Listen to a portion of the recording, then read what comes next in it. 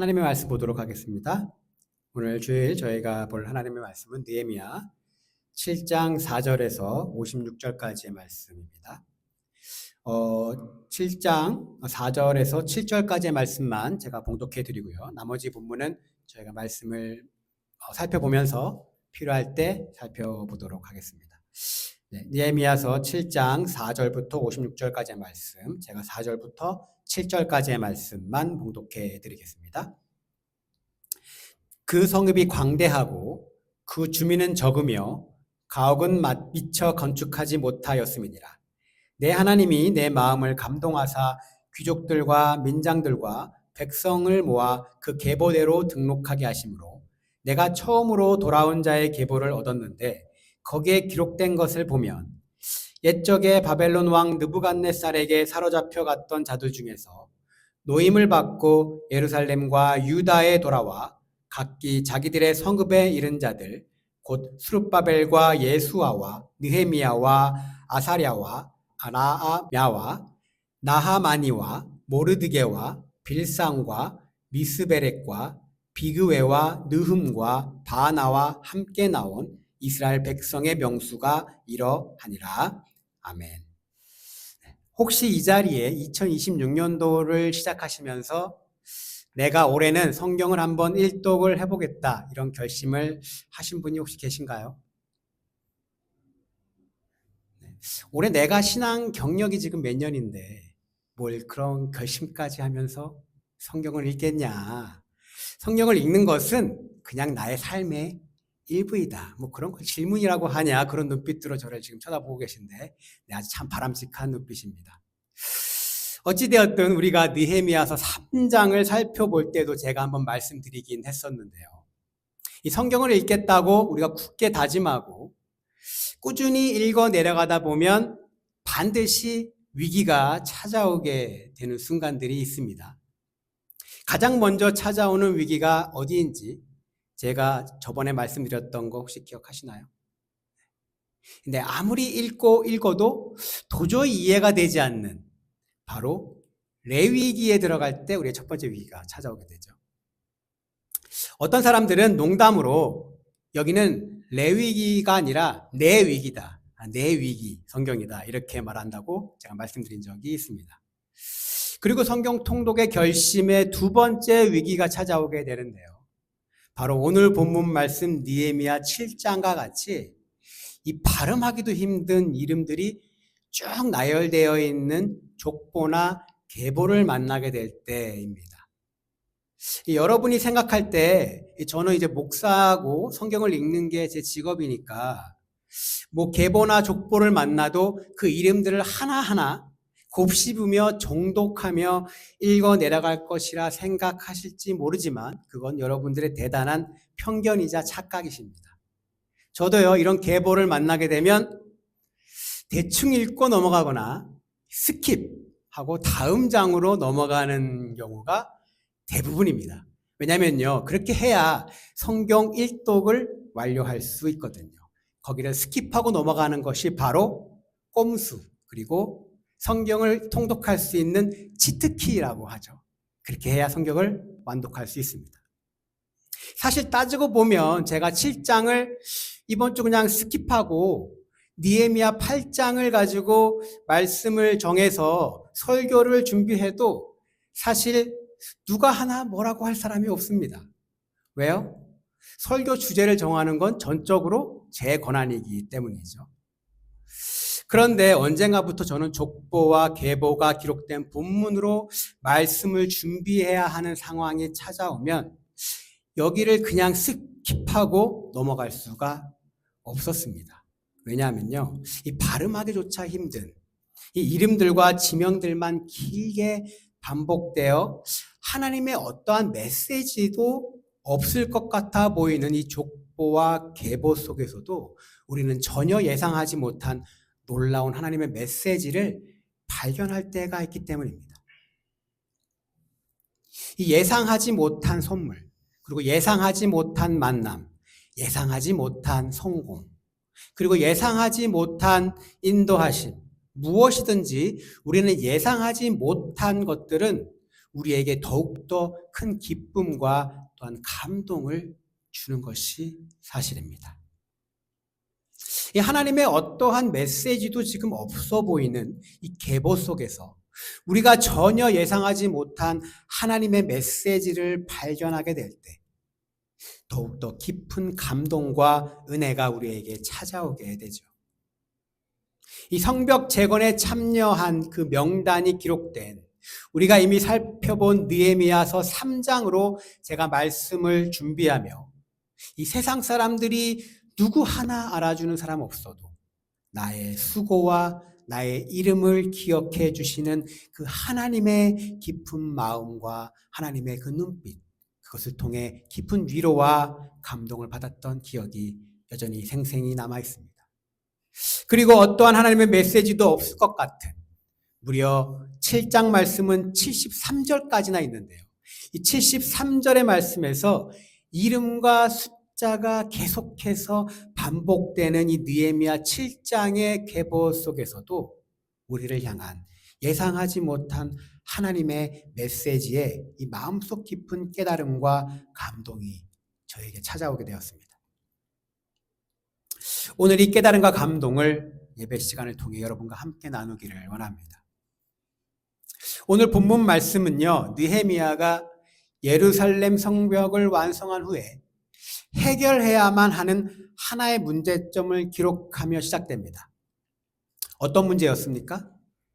이 완성된 성벽으로 둘러싸여 있는 이 성읍은 굉장히 거대하고 큰데 그곳에 살고 있었던 주민들이 너무 적었던 겁니다. 그 적은 숫자로는요, 완성된 성벽을 보호하고 그리고 여전한 대적들의 이 위험을 막아내기에는 굉장히 역부족이었던 것이죠. 그래서 느헤미야는 한 가지 일을 시작합니다.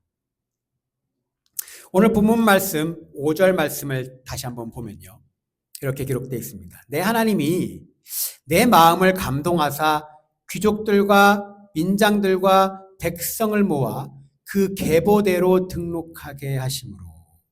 자, 무엇을 하고 있습니까? 바로 예루살렘과 유다 지역에 살고 있는 백성들의 수, 즉 인구조사를 시작합니다. 그럼 느헤미야는 왜 인구조사를 시작하게 되었을까요? 오늘 본문 말씀인 느헤미야 7장에는 그 목적과 이유가 명확하게 나와 있지는 않습니다.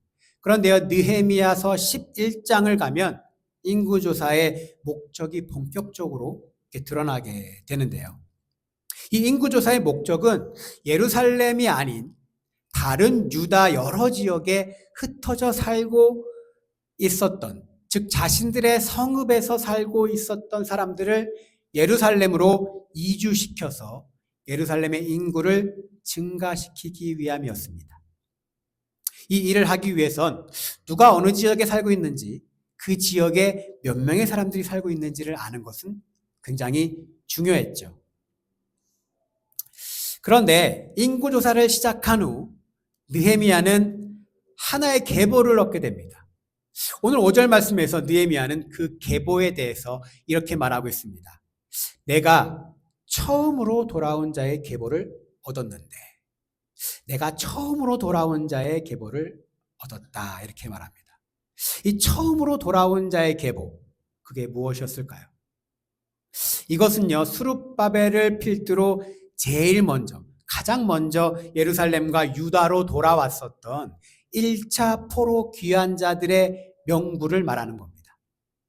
1차 포로 귀환은 오늘 본문 말씀인 느헤미야 7장의 시점에서 대략 90년 전의 일을 말하는 것이죠. 6절의 말씀에 의하면요, 그들은 90년 전 유다와 예루살렘에 돌아와 예루살렘이 아닌 자신들의 조상이 살았던 지역에 각각 정착해서 살았던 것으로 보입니다. 그리고 7절부터는요, 그 명단들이 쭉 나와 있습니다. 7절은요, 초대 유다 총독 스룹바벨과 대제사장이었던 예수아를 필두로 1차 귀환자들을 이끌고 온 12명의 지도자들을 소개하고 있죠. 이어서 8절에서 25절까지는요.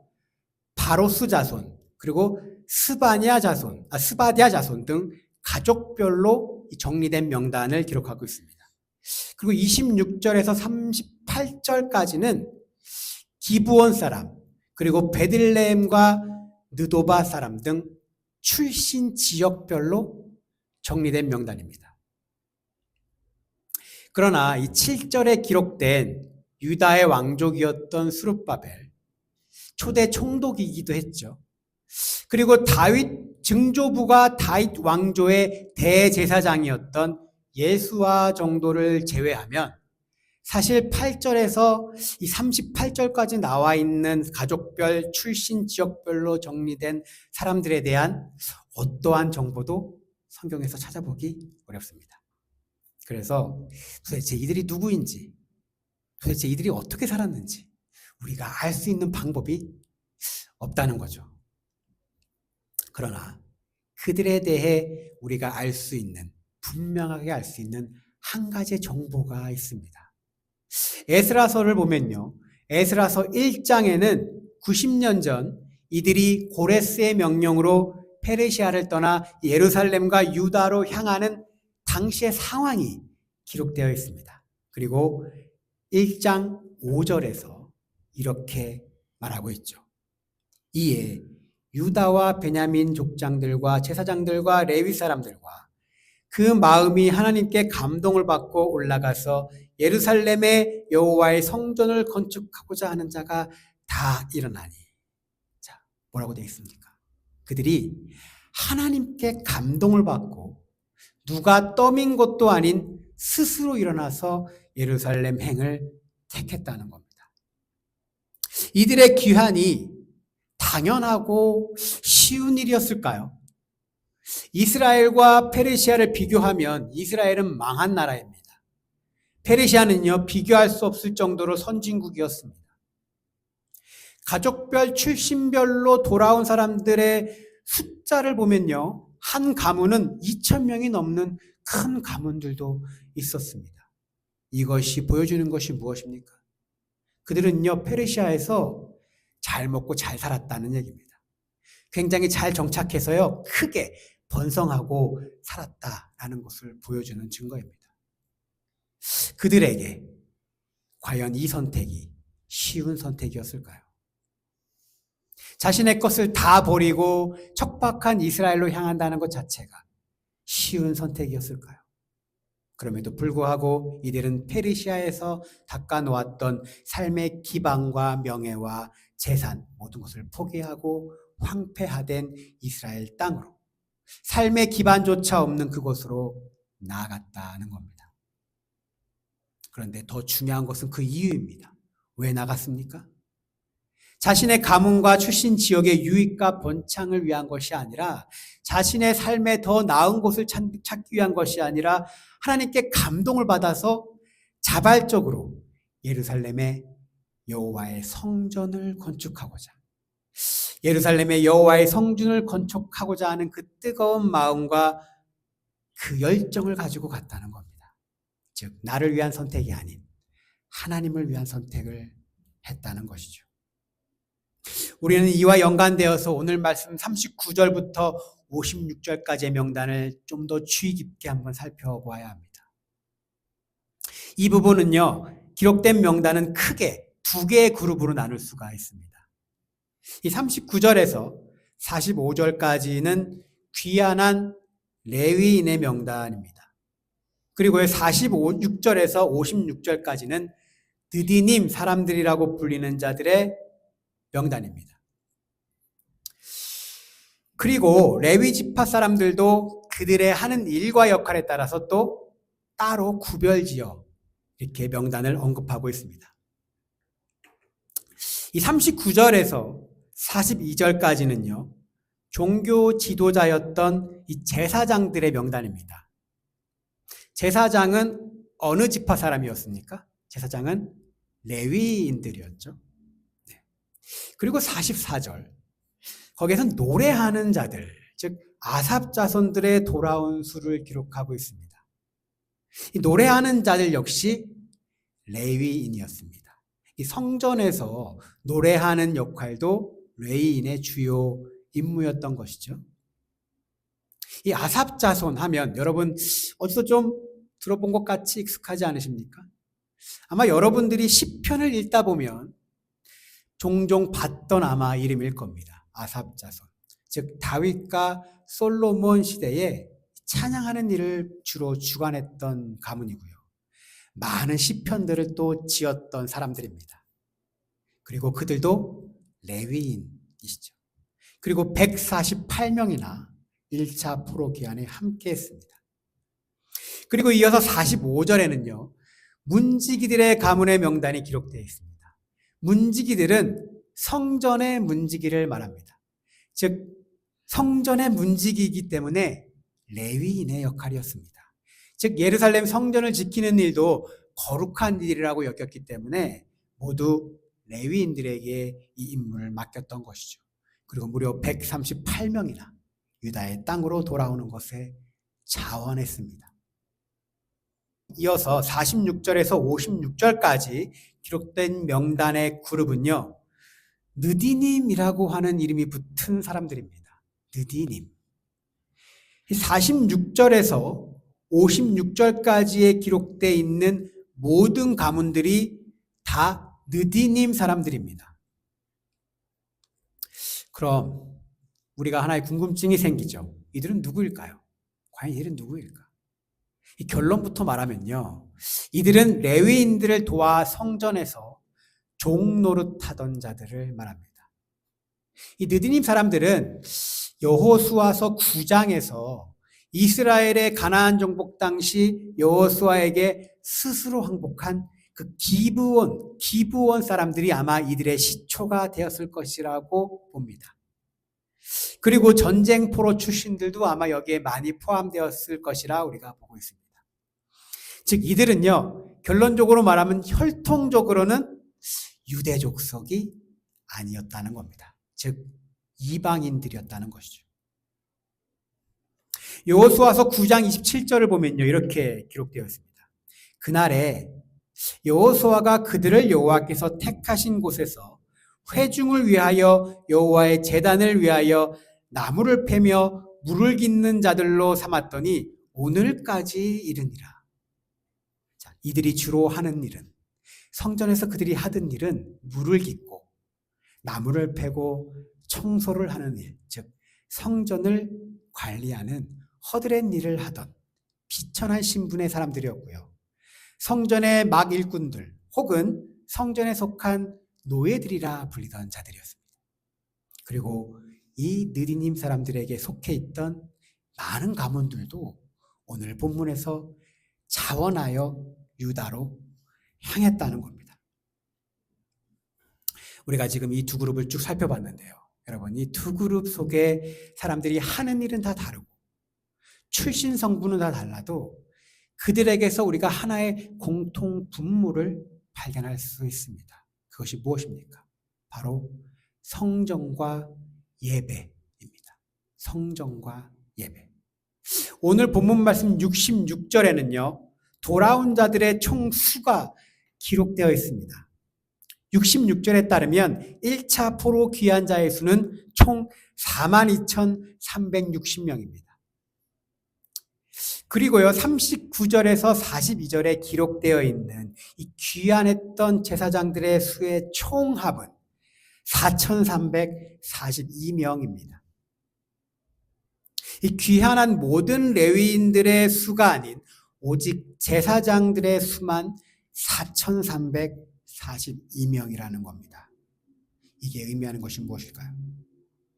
1차 포로 귀환자들 중에 무려 10%, 즉 10분의 1이 제사장들이었다는 겁니다.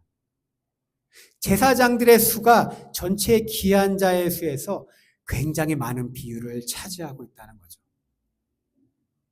그리고 성전에서 일하는 레위인들, 노래하는 아삽 자손들, 성전을 지키는 문지기들, 그리고 오늘 말씀에 정확한 숫자는 기록되어 있지 않지만 성전에서 제사장들을 도와 허드렛 일을 하며 봉사하던 느디님 사람들의 32개의 무려 가문들까지 모두 포함하면 성전과 예배와 관련된 귀한 자의 수가 총 귀한 자의 수의 10분의 1을 훨씬 뛰어넘는 수가 됩니다. 굉장히 많은 숫자이죠. 그리고 42,360명. 이 모두의 귀한 자들은 모두 하나님의 마음에 감동돼요. 예루살렘에 다시 성전을 세워 그곳에서 하나님을 예배하기 위해 스스로 유다로 예루살렘으로 돌아온 길을 자원했던 사람들이었다는 겁니다. 유다 백성들이 바벨론 포로로 지금 끌려간 지 70년이 지난 후 하나님께서 그들을 다시 이스라엘로 돌려보내시며 최우선순위로 삼으신 것, 그것은 바로 성전 재건을 통한 하나님께 드리는 예배의 회복이었다는 것을 1차 포로 귀한 자들의 계보를 통해서 우리가 발견할 수 있다는 것이죠. 저는 오늘요, 이 계보에 기록된 명단을 깊이 묵상하면서 유다 백성들이 다시 자신을 예배하기를 원하시는 그 간절한 하나님의 마음을 보았습니다. 이 성전에서 함께 모여 예배하는 자신들의 백성들을 다시 만나고 싶어 하시는 그 하나님의 마음이 보였습니다. 그리고 한 가지의 의구심이 저의 마음에 들었습니다. 70년 만에 자신의 땅으로 돌아오게 되는 그들의 목적이 나라를 다시 회복하고 민족성을 회복하는 것이 아니라 하나님에 대한 예배의 회복이 최우선 목적일 만큼 그렇게 예배가 중요한 것인가? 하나님에게 있어 우리가 하나님을 예배하는 것이 그 정도로 중요한 것일까? 여러분, 혹시 여러분은 어떤 마음으로 오늘 예배에 참석하셨습니까? 여러분은 여러분이 드리고 있는 이 예배에 대해서 하나님이 어떻게 생각하고 계실까 진지하게 한번 고민해 보신 적이 있으십니까? 우리는요, 보통 죄를 짓는다 할 때 죄는 어떤 잘못을 우리가 행함으로 짓는다 이렇게 생각합니다. 그러나 사실 무엇을 하지 않는 것도 죄가 될 수 있다는 겁니다. 역대하 29장 6절에서 8절까지의 말씀을 보게 되면요, 이 히스기야 왕이 레위 사람들을 이렇게 동쪽 광장에 모아서 그들에게 한 말을 이렇게 기록하고 있습니다. 그 말씀을 보면요, 히스기야가 이렇게 말을 합니다. 우리 조상들이 범죄하여 우리 하나님 여호와 보시기에 악을 행하여 하나님을 버리고 얼굴을 돌려 여호와의 성소를 등지고 또 낭실 문을 닫으며 등불을 끄고 성소에서 분향하지 아니하며 이스라엘의 하나님께 번제를 드리지 아니하므로 여호와께서 유다와 예루살렘에 진노하시고 내버리사. 히스기야는요, 여호와 하나님께서 유다에게 지금 진노하시고 그들을 내버렸다 이렇게 말하고 있습니다. 그 이유가 무엇인가요? 첫째는 하나님 여호와 보시기에 악을 행했기 때문이고, 두 번째는요, 성소에서 분향하지 아니하며 이스라엘의 하나님께 번제를 드리지 않았기 때문이다 이렇게 말합니다. 번제가 무엇입니까? 예배죠. 그들이 예배를 드리지 않아서 하나님께서 진노하셨고 그들에게 벌을 주었다라는 겁니다. 제가 믿음 생활을 오래 하면서 한번 쭉 지켜보니까요, 우리 중에 신앙생활을 열심히 하고 싶어하고 믿음이 더욱더 성장하고 싶어하는 사람들일수록 자꾸 신앙적인 뭔가 비기 혹은 비법을 찾는 것 같습니다. 하나님의 관계, 하나님과의 관계를 잘하기 위한, 믿음 생활을 더욱 잘하기 위한 이 비법 같은 것을 자꾸 찾는 것 같아요. 소위 말하는 특별한 부흥회를 참석하고 이 뜨거운 찬양 집회에 가고 세미나 같은 곳에 참석해서 은혜 받고 그 은혜로 하나님과의 관계와 믿음의 문제를 우리가 해결하고 자꾸 신앙을 성숙하게 만들려고 합니다. 여러분들도 이런 데 많이 참석해 보셨죠? 부흥회와 세미나 그리고 찬양 집회. 그리고 가서 마음이 막 뜨거워지고 은혜도 많이 받아보셨죠? 우리는요, 참석할 때마다 마음이 뜨거워지며 은혜를 받게 됩니다. 그런데요, 그런 곳에 참석해서 은혜 받고 우리가 변한 걸로 치면 지금 우리는요, 믿음의 고수가 되어 있어야 하고 신앙의 성자의 위치에 올라 있어야 합니다. 그런데 은혜를 받았다는 그 감정이 우리의 삶을 변화시켜 주지는 않더라고요. 일회성의 은혜, 일회성의 마음이 뜨거워져서 눈물을 흘리며 회개했던 그 경험이 실제 나의 삶을 변화시켜 주지는 않더라는 겁니다. 제가 어릴 적에는요, 이 홍콩 무협 영화가 굉장히 인기가 많았습니다. 그 당시 무협 영화의 스토리는요, 굉장히 단순합니다. 여러분도 아시겠지만 이 가족이나 자신의 스승을 죽인 원수에게 이 복수하는 내용이 대부분이었죠. 주인공은요, 자기 가족이나 스승이 누군가에게 죽음을 당하게 되고 큰 슬픔에 빠지게 됩니다. 그리고 분노하며 복수를 다짐하게 되죠. 그리고 복수를 위해 무엇을 합니까? 무술을 배우고 무술의 비기와 비법을 배우기 위해 그 당시에 뛰어난 무림 고수를 찾아가게 되죠. 그런데요, 무술의 이 고수와 이 무술의 고수는 무술의 비법과 비기는 안 가르쳐주고 그 고수는 계속해서 빨래를 시키고 청소를 시키고 물나르기를 시키고 장작패기 이런 허드렛 일만 계속 시키는 겁니다. 이 주인공은 참다 이제 분노가 폭발하게 되죠. 이 자신은 특별한 무술의 비법과 비기를 배우러 왔는데 비법을 가르쳐 주기는커녕 계속해서 허구한 날 허드렛 일만 시키고 있는 겁니다. 그런데요, 이 무림 고수는 너무나 잘 알고 있죠. 무술의 비기, 비법을 배우기 위해서는 이 기본기가 충실해야 한다는 것을요. 체력과 유연성 같은 기본기부터 차근차근 준비해야 진정한 무술의 비법을 배워 무림의 고수가 될 수 있다는 것이죠. 저는요, 우리가 매주 하나님께 드리는 예배가 이 신앙의 기본기에 충실하는 일이라고 생각합니다. 사랑하는 성도 여러분, 여러분의 하나님과의 관계가 회복되기를 원하십니까? 내 삶이, 내 믿음이 더욱더 성숙해지기를 바라십니까? 내 삶이 조금은 더 그리스도인다운 삶으로 변화되고 싶으십니까? 그러면 신앙의 기본기, 예배에 충실하시기를 제가 간절히 소망합니다. 여기서 제가 말하는 예배는요, 단순한 그냥 종교적인 예식을 말하는 게 아닙니다. 우리의 종교적인 의식 행위를 말하는 것이 아닙니다. 예배를 통해 하나님과 우리의 관계가 이루어지는 그 시간, 하나님과 소통이 이루어지는 그 시간의 예배를 말하는 것입니다. 제가 오래돼서 누구가 이 말씀을 했는지 제가 잘 기억은 나지는 않지만 이스라엘 백성들이 드린 번제, 즉 예배에 대한 설명 중에 한 가지 제 마음속에 깊이 남아있는 이야기가 하나 있습니다.